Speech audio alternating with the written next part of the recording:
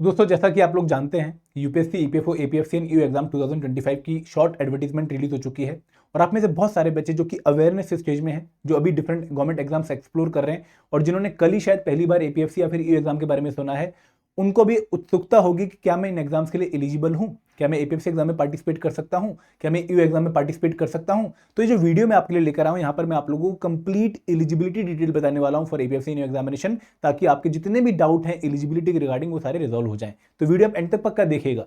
लेकिन आगे बढ़ने से पहले मैं आप लोगों से रिक्वेस्ट करूंगा कि अगर आप लोग एपीएफसी या यू एग्जाम की प्रिपरेशन में नए हैं तो हमारी कंप्रेहेंसिव गाइड बुक डाउनलोड करना ना भूलें, क्योंकि जितनी भी एग्जाम के रिलेटेड इन्फॉर्मेशन आप लोग सर्च करने में टाइम वेस्ट करेंगे वो सारी इन्फॉर्मेशन आपको यहीं पर ही मिल जाएगी कि भाई एग्जाम का डिकोडेड सिलेबस क्या है, एग्जाम के लिए पीवाईक्यूज कहां से मिलेंगे, शॉर्ट पीवाईक्यूज कहां से मिलेंगे, एग्जाम की प्रिपरेशन स्ट्रेटेजी क्या हो सकती है, ईपीएफओ क्या है, जॉब प्रोफाइल क्या है। तो सारी इन्फॉर्मेशन एक ही जगह पे आपके लिए टोटली फ्री, लिंक इस वीडियो के डिस्क्रिप्शन में दिया गया है for downloading this guide book, और प्लीज पक्का डाउनलोड कर लीजिएगा।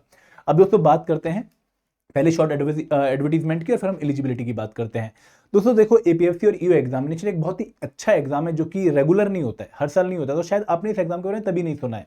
तो कल एक जो है शॉर्ट एडवर्टीजमेंट यूपीएससी के द्वारा रिलीज करी गई है, जहां पर 74 एपीएफसी वैकेंसीज और 156 ईओ वैकेंसीज की नोटिफिकेशन आने वाली है। देखिए यूपीएससी का रोल यहां पर क्या है, एग्जाम कंडक्ट करने का। यूपीएससी सिर्फ एग्जाम कंडक्ट कर रहा है, किसके लिए एग्जाम कंडक्ट कर रहा है, ईपीएफओ के लिए, एम्प्लॉइज प्रोविडेंट फंड ऑर्गेनाइजेशन के लिए। और ईपीएफओ में कौन सी पोस्ट के लिए एग्जाम कंडक्ट कर रहा है, एपीएफसी और ईओओ। तो आपको शायद एक कंटेक्ट समझ आ गया होगा कि भाई हम ईपीएफओ में भर्ती होंगे जब हम इन एग्जाम्स को क्वालिफाई कर लेंगे at the post of APFC या फिर ऑन द पोस्ट ऑफ ईओओ। ठीक है, ये क्लैरिटी आपको मिल गई। अब दोस्तों बात करते हैं कि भाई क्या आप ये एग्जाम दे सकते हैं, क्या आप इन एग्जाम्स के लिए एलिजिबल हैं। और देखो, जब भी हम किसी पर्टिकुलर एग्जाम की एलिजिबिलिटी के रिगार्डिंग डिस्कशन करते हैं तो हमारी डिस्कशन दो एरियाज पे आके रुक जाती है कि भाई क्या मेरी एज लिमिट इस एग्जाम को देने के लिए है और क्या मैं एजुकेशनल क्वालिफिकेशन होल्ड करता हूं इस एग्जाम का फॉर्म फिल करने के लिए। तो हम इन दोनों पॉइंट्स को डिस्कस करेंगे। और एक बात और भी बच्चों के मन में आती है कि सर इन पर्टिकुलर एग्जाम्स में अगर हम डिफरेंट कैटेगरी में से बिलोंग करते हैं तो कितनी एज रिलैक्सेशन हमें मिलने वाली है। तो आप आराम से इस पॉइंट को नोट करिएगा, मैं आपको हर एक पॉइंट जो है बहुत डिटेल में बताऊंगा। कोई भी डाउट हो, कोई भी क्वेरी हो, आप जो है कमेंट सेक्शन में मेंशन कर दीजिएगा। But I am pretty sure कि कोई भी डाउट आप लोगों के पास अब इस वीडियो के बाद नहीं रहने वाला है। देखिए, हम एज एलिजिबिलिटी की बात करेंगे for APFC and you examination, दोनों की हम बात करने वाले हैं यहाँ पर। और हम सबसे पहले बात करने वाले हैं जर्नल कैटेगरी के बच्चे की या फिर ईडब्ल्यूएस कैटेगरी के बच्चे की, जो कि इकोनॉमिकली वीकर सेक्शन से बिलोंग करता है। ठीक है, और जनरल कैटेगरी जो कि अनरिजर्व कैटेगरी है, जो किसी कैटेगरी से बिलोंग नहीं करता वो अनरिजर्व कैटेगरी में आ जाता है। तो हम दो कैटेगरी ऑफ स्टूडेंट्स की बात कर रहे हैं। तो यहाँ पर देखो, जब भी हम एज एलिजिबिलिटी की बात करते हैं, एज लिमिट की बात करते हैं, तो बच्चों के दो सवाल होते हैं कि सर मिनिमम एज लिमिट क्या है और मैक्सिमम एज लिमिट क्या है। तो पहले आप लोग समझिए कि अगर आप एपीएफसी एग्जाम के लिए अप्लाई कर रहे हैं या फिर आप यू एग्जाम के लिए अप्लाई कर रहे हैं या फिर आप दोनों ही एग्जाम्स के लिए अप्लाई कर रहे हैं, इन दोनों एग्जाम्स के लिए कोई मिनिमम एज लिमिट मेंशन नहीं कर रखी है। मिनिमम एज लिमिट कहीं भी नोटिफिकेशन में आप लोगों को देखने को नहीं मिलेगी for both APFC and you examination. अब दोस्तों, क्या 10 साल वाला बच्चा एग्जाम दे सकता है, 15 साल वाला बच्चा एग्जाम दे सकता है, क्योंकि मिनिमम एज लिमिट मेंशन नहीं कर रखी है? नहीं, यहां पर एजुकेशनल क्वालिफिकेशन जो बच्चा होल्ड कर रहा होगा उनको एग्जाम देने का जो है मौका मिलेगा, लेकिन मैक्सिमम एज लिमिट से नीचे वाला बच्चा। तो यहां पर मिनिमम एज लिमिट जो है वो क्राइटेरिया इन्होंने इसलिए मेंशन नहीं कर रखा क्योंकि वहां पर educational qualification is the criteria जो नीचे वाला फ्लोर सीलिंग है उसको डिसाइड करेगा। अब बात करते हैं मैक्सिमम एज लिमिट की। देखिए, अगर आप लोग एपीएफसी एग्जाम देने की सोच रहे हैं तो आपकी जो एज है वो 35 से कम होनी चाहिए अगर आप अनरिजर्व कैटेगरी या फिर ईडब्ल्यूएस कैटेगरी से बिलोंग करते हैं। 35 से come for APFC examination, assistant provident fund commissioner examination. और अगर आप ईओ एग्जाम देने की सोच रहे हैं तो आपकी जो एज है वो 30 से कम होनी चाहिए, again for the same category. तो यहां पर आप लोगों को अभी क्या इंफॉर्मेशन मिली है कि भाई अगर मैं अनरिजर्व कैटेगरी से बिलोंग करता हूं, जनरल कैटेगरी से बिलोंग करता हूं या फिर मैं ईडब्ल्यूएस कैटेगरी से बिलोंग करता हूं, तो जो मेरी एज है एपीएफसी एग्जाम के लिए वो 35 से कम होनी चाहिए और जो ईओ एग्जामिनेशन उसकी एज मेरे लिए 30 से कम होनी चाहिए। तो यहाँ पर तीन केस बनेंगे। पहला केस क्या बनेगा कि भाई मेरी एज 35 से ज्यादा है और मैं जनरल कैटेगरी से बिलोंग करता हूं, तो सब दोनों ही एग्जाम्स के लिए एलिजिबल नहीं हो। दूसरी पॉसिबिलिटी क्या है कि भाई मेरी एज 30 से 35 के बीच में है। तो अगर आपकी एज 30 से 35 के बीच में है तो आप एपीएफसी एग्जाम के लिए एलिजिबल हो, लेकिन आप ईओ एग्जाम के लिए एलिजिबल नहीं हो, क्योंकि वहां पर एज एलिजिबिलिटी की मैक्सिमम एज लिमिट क्या है, 30। अगर मैं एज इज लेस देन 30 की बात करूं तो आप दोनों ही एग्जाम्स दे सकते हो, एपीएफसी एग्जाम भी और ईओ एग्जाम भी। तो यहां पर आपको क्लैरिटी मिल गई। अब दोस्तों एक और सवाल ये आता है कि सर किस कट ऑफ डेट से हम कैलकुलेट करेंगे कि भाई हमारी एज 35 या फिर 30 या फिर जो भी एज है वो हो चुकी है। तो यहां पर वो कट ऑफ डेट क्या है, देखिए कट ऑफ डेट है last date of filling of application form, जो कि 2023 की नोटिफिकेशन में भी क्लियरली मेंशन कर रखा था। इस बार की डिटेल नोटिफिकेशन में भी आपको जो है मैसेज देखने को मिलेगा। तो उस पर्टिकुलर डेट पर आप लोगों ने चेक करना है कि भाई आपकी एज अब क्या है। फॉर एग्जाम्पल, अगर आप जो शॉर्ट नोटिफिकेशन कल रिलीज हुई है अगर आप उसको देखें तो वहां पर 18 अगस्त 2025 लास्ट डेट मेंशन कर रखी है फॉर्म फिल करने की। तो 18 अगस्त 2025 इस टाइम पर कट ऑफ डेट है, जिसके रेफरेंस में आप लोगों ने अपनी एज कैलकुलेट करनी है। तो फॉर एग्जाम्पल, अगर कोई बच्चा 15 जुलाई 1990 को बॉर्न हुआ है और जनरल कैटेगरी से बिलोंग करता है, तो क्या वो एग्जाम दे सकता है? नहीं बच्चों, क्यों नहीं दे सकता? क्योंकि भाई इस पर्टिकुलर पॉइंट ऑफ टाइम पर वो अपनी 35 की एज क्रॉस कर चुका है। वो 15 जुलाई 2025 को ऑलरेडी 35 का हो चुका है, तो 18 अगस्त को तो 35 प्लस हो चुका है, तो वो एपीएफसी एग्जाम में नहीं दे सकता और ईयू एग्जाम में नहीं दे सकता। अगर कोई बच्चा जो है 15 जुलाई 1995 को पैदा हुआ है, 1995 को पैदा हुआ है, तो वो कौन सा एग्जाम दे सकता है? वो क्योंकि इस पर्टिकुलर डेट पर 30 क्रॉस कर चुका है, 30 प्लस का हो चुका है, तो वो एपीएफसी एग्जाम दे सकता है, लेकिन ईयू एग्जाम नहीं दे सकता। अगर कोई बच्चा जिसकी डेट ऑफ बर्थ 15 जुलाई 1997 है, 1997 है, तो वो कितने साल का हो गया? वो 28 साल का हो गया। तो वो 30 से छोटा है, तो वो एपीएफसी एग्जाम भी दे सकता है और ईयू एग्जाम भी दे सकता है। आई होप अब आपको डाउट नहीं होगा, आपको काफी क्लैरिटी इससे मिल रही होगी। अब दोस्तों बात करते हैं एज रिलैक्सेशन की, कि भाई अगर मैं एक पर्टिकुलर कैटेगरी से बिलोंग करता हूं तो मुझे कितनी और एज रिलैक्सेशन मिलेगी above the maximum age limit, जो जनरल कैटेगरी या ईडब्ल्यूएस कैटेगरी के लिए यहाँ पर स्पेसिफाई कर रखी है। तो यहाँ पर आप एक टेबल देखिए ध्यान से, यहाँ पर आप लोगों को एज रिलैक्सेशन के बारे में जो है इन्फॉर्मेशन मिलेगी कि भाई अगर आप OBC category, other backward class category से बिलोंग करते हो, तो आप लोगों को 3 साल की एज रिलैक्सेशन है। 3 साल की रिलैक्सेशन मतलब आप 35 से ऊपर 3 साल एंजॉय कर पाओगे for the EPFC examination, and 30 से ऊपर 3 साल और एज रिलैक्सेशन के आप एंजॉय कर पाओगे फॉर द ईयू एग्जामिनेशन। तो 38 एज तक आप अप्लाई कर सकते हो ईपीएफसी एग्जाम के लिए, और 33 तक आप अप्लाई कर सकते हो ईयू एग्जाम के लिए अगर आप ओबीसी कैटेगरी से बिलोंग करते हो। और यहाँ पर आपके पास यूपीएससी की जो रूल एंड रेगुलेशन है उसके हिसाब से ओबीसी सर्टिफिकेट होना चाहिए। उसके बाद अगर मैं बात करूँ schedule caste and schedule tribe category की, फिर मैं बात करूँ ex serviceman and commission officer category की, ईपीएफओ एम्प्लॉय की और सेंट्रल गवर्नमेंट एम्प्लॉय की, तो इनके बारे में हम और डिटेल में भी डिस्कस करेंगे। यहां पर आप लोगों को 5 साल की रिलैक्सेशन दी गई है, 5 साल। यहां पर कुछ कैटेगरीज के लिए कंडीशन अटैच्ड है, तो 5 साल की रिलैक्सेशन है above the maximum age limit. तो यहां पर एपीएफसी एग्जाम के लिए आप 40 की एज तक अप्लाई कर सकते हो, ईयू एग्जाम के लिए आप 35 की एज तक अप्लाई कर सकते हो। तो अगर कोई बच्चा जनरल कैटेगरी के अलावा ओबीसी या एससी एसटी कैटेगरी से बिलोंग करता है तो उनको अपनी एज रिलैक्सेशन यहां पर पता लग रही है। अगर कोई person with benchmark disability category से बिलोंग करता है, डिसेबल्ड या फिर स्पेशली एबल्ड कैटेगरी से बिलोंग करता है, तो उनके लिए 10 ईयर की रिलैक्सेशन है विद सम कंडीशन। मैं आपको कंडीशन आगे बताऊंगा।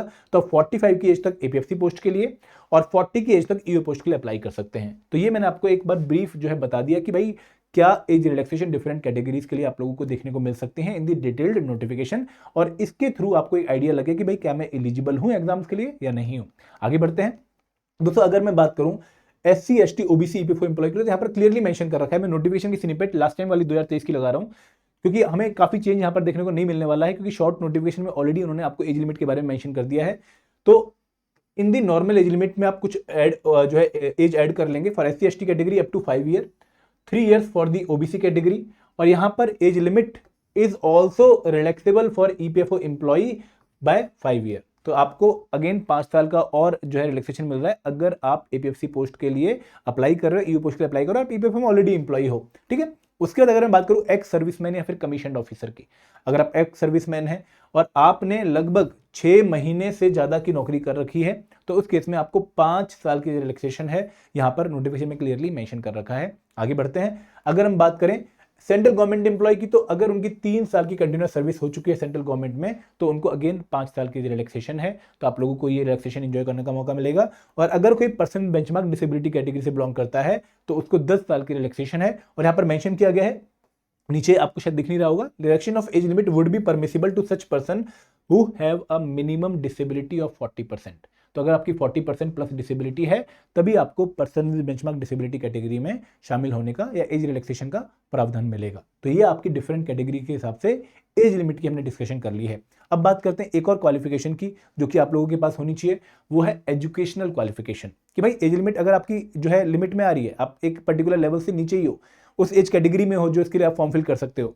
अब एजुकेशनल क्वालिफिकेशन क्या होनी चाहिए, तो दोस्तों यहाँ पे देखो, जब भी हम एजुकेशनल क्वालिफिकेशन की बात करते हैं तो जनरली हमें एक मस्ट क्वालिफिकेशन ही दिख रही होती है, भाई ये अगर क्वालिफिकेशन है तो आप फॉर्म फिल कर सकते हो, और अगर आपकी एज लिमिट परमिट कर रही है आपको। तो यहाँ पर दोनों ही एग्जाम के लिए, एपीएफसी और यू एग्जाम के लिए, वो मस्ट क्वालिफिकेशन क्या है जो आपको अलाउ करेगी फॉर्म फिल करने के लिए, वो है कि भाई आपकी ग्रेजुएशन कंप्लीट होनी चाहिए। अगर आपकी ग्रेजुएशन कंप्लीट है, you can apply for APFC examination, you can also apply for EO examination, अगर आप एज लिमिट को डिफाइन कर रहे हैं, एज लिमिट को फॉलो कर रहे हैं, ठीक है। तो ये एसेंशियल क्वालिफिकेशन है, मस्ट क्वालिफिकेशन है। लेकिन दोस्तों एपीएफसी एग्जामिनेशन में, ईओ एग्जामिनेशन में नहीं, एपीएफसी एग्जामिनेशन में इन्होंने लास्ट टाइम एक डिजायरेबल क्वालिफिकेशन वाला प्रोविजन भी ऐड कर दिया था, जो कि इस बार भी हमें देखने को मिल सकता है। डिजायरेबल का मतलब क्या है, समझिएगा ध्यान से। देखो, एसेंशियल का मतलब कि भाई फॉर्म फिल करने के लिए तो जरूरी है, आपको एंट्री ही इस क्वालिफिकेशन के बाद मिलेगी, फॉर्म फिल करने की परमिशन ही इस क्वालिफिकेशन के बाद मिलेगी। लेकिन डिजायरेबल क्या है कि भाई अगर ये क्वालिफिकेशन तो सोने पे सुहागा है, आपको मोर सुटेबल माना जाएगा, ठीक है। ऐसा नहीं कि भाई बाकी लोग सुटेबल नहीं है, बट आप मोर सुटेबल हो। तो यहां पर diploma in company law, labour law या पब्लिक एडमिनिस्ट्रेशन अगर किसी बच्चे के पास है तो उसको डिजायर्ड जो है कैंडिडेट माना जाएगा। बट दोस्तों क्या इसका इंपैक्ट हमारी सिलेक्शन में पड़ेगा, काफी बच्चों को डाउट होगा। देखो, मैं आपको इसका इंपैक्ट बताने वाला हूं कि ये जो इंपैक्ट है ये अगली स्लाइड में आपको कवर हो जाएगा कि ये क्यों इन्होंने मेंशन किया कि भाई अगर नंबर ऑफ एप्लीकेंट बहुत ज्यादा हो जाते हैं, बहुत ज्यादा, कि भाई हम एग्जाम भी कंडक्ट नहीं करा सकते, इतने सारे लोगों ने अप्लाई कर दिया, तो उस केस में this will be the parameter to shortlist the candidate for the interview round. But अगर ऐसा नहीं होता, क्योंकि पिछली बार भी बहुत सारे लोगों के पास डिजायरेबल क्वालिफिकेशन नहीं थी, तो उसके इसमें recruitment test will be the criteria for the selection of students for the interview round. तो यहाँ पर आप लोगों को टेंशन नहीं लेनी है, क्योंकि डिजायरेबल क्वालिफिकेशन का इंपैक्ट आपकी सिलेक्शन पे नहीं पड़ता अगर रिक्रूटमेंट टेस्ट होता है, और recruitment test will be the criteria for selection, तो मेरिट विल बी रिकॉग्नाइज्ड, ना कि डिजायरेबल क्वालिफिकेशन। तो आप एग्जाम में जितना परफॉर्म करोगे रिक्रूटमेंट टेस्ट में, या फिर आप इंटरव्यू में जितना परफॉर्म करोगे, उसके बेसिस पर, उनके मार्क्स के बेसिस पर ही आपकी सिलेक्शन होगी, ना कि ये आपकी सिलेक्शन पे इंपैक्ट डालेगा। वापस आते हैं। अब दोस्तों आपके कुछ और भी डाउट होंगे, जैसे बहुत सारे बच्चों को डाउट होगा कि सर हम फाइनल ईयर स्टूडेंट हैं तो क्या हम अप्लाई कर सकते हैं। देखिए, लास्ट टाइम जो आरटीआई रिप्लाई यूपीएससी का आया था, वहां पर उन्होंने मना किया था कि भाई नहीं अप्लाई कर सकते, लेकिन हमने बहुत सारे बच्चे ऐसे देखे उन्होंने फाइनल ईयर होने के बावजूद फॉर्म फिल कर दिया, क्योंकि वहां पर कोई कंडीशन नहीं मांग रहा था आपसे, तो आप फॉर्म फिल कर सकते हैं। और यहां पर हमने ये देखा कि भाई जब इंटरव्यू राउंड से पहले आपकी डॉक्यूमेंट वेरिफिकेशन होगी, उस टाइम पर आपके पास डिग्री कंप्लीशन सर्टिफिकेट होना चाहिए, तब आपको शायद अलो किया जाएगा for the interview round. Otherwise UPSC की ही डिस्क्रिप्शन है कि वो आपको अलो करेगा या नहीं करेगा। मैं दोबारा एक आरटीआई डाल के ये इन्फॉर्मेशन आपको और जो है अलग से बता दूंगा कि भाई आपको कितनी डिजायरेबल, आपको फाइनल ईयर वालों को अप्लाई करने की परमिशन मिल रही है, नहीं मिल रही है। एक और डाउट बच्चों को था कि सर ग्रेजुएशन कौन से फील्ड में होनी चाहिए या किस मोड में होनी चाहिए। देखो, यहाँ पर एसेंशियल क्वालिफिकेशन ग्रेजुएशन है, आप किसी भी फील्ड में ग्रेजुएट हो तो आप एलिजिबल हो एग्जाम के लिए अप्लाई करने के लिए। आपकी अगर जो यूनिवर्सिटी है जिसका आपको डिग्री सर्टिफिकेट मिला, अगर वो रिकॉग्नाइज्ड यूनिवर्सिटी है, यू कैन अप्लाई। तो यहाँ पर बच्चों को डाउट है सर मैं बीए वाला हूँ, मेरे पास कॉमर्स बैकग्राउंड नहीं है, तो क्या मैं अप्लाई कर सकता हूँ, क्योंकि अकाउंट कंपोनेंट यहाँ पर है, IR and labour law component यहाँ पर है। फर्क नहीं पड़ता, बीए वाले हो आप, बीटेक वाले हो आप, बीएससी वाले हो आप, बीकॉम वाले हो आप, बीए एलएलबी वाले हो, किसी भी फील्ड के आप अगर आप ग्रेजुएशन कंप्लीट करके बैठे हो तो आप इस एग्जाम के लिए अप्लाई कर सकते हो। अगेन कोई मिनिमम मार्क्स का क्राइटेरिया भी नहीं है कि भाई कितने परसेंट से ग्रेजुएशन होनी चाहिए, मैटर नहीं करता। 40%, 50%, 60% हर बच्चा अप्लाई कर सकता है। आपने रेगुलर जाके ग्रेजुएशन कंप्लीट करी है, आपने डिस्टेंस एजुकेशन के थ्रू करी है, आप दोनों ही एलिजिबल हो। तो यहाँ पर अगेन टेंशन नहीं लेनी है। अगर आपकी ग्रेजुएशन रिकॉग्नाइज्ड यूनिवर्सिटी से है तो you can apply for APFC and EO examination. Clear है? कोई डाउट किसी को? आई होप कोई डाउट नहीं होगा। तो दोस्तों यहाँ पर मैंने आपको सारे जो पैरामीटर वो बता दिए हैं। और दोस्तों आपको एक और बात का ध्यान ही रखना है कि अगर आप प्रिपरेशन स्टार्ट करने वाले हो, अब इस एग्जाम के बारे में आपको आइडिया लगे कि भाई आप एलिजिबल हो या नहीं हो, तो आप हमारे कोर्सेज में एनरोल कर सकते हो। हमने 3 डिफरेंट कोर्सेज आपके लॉन्च किए हैं, जिनमें पहला कोर्स है master course. It is the comprehensive course covering all the component for APFC and EO examination. जितने भी कंपोनेंट एग्जाम में आते हैं एपीएफसी के, ईओ के, वो सारे यहाँ पर कवर किए गए हैं कंप्रेहेंसिवली।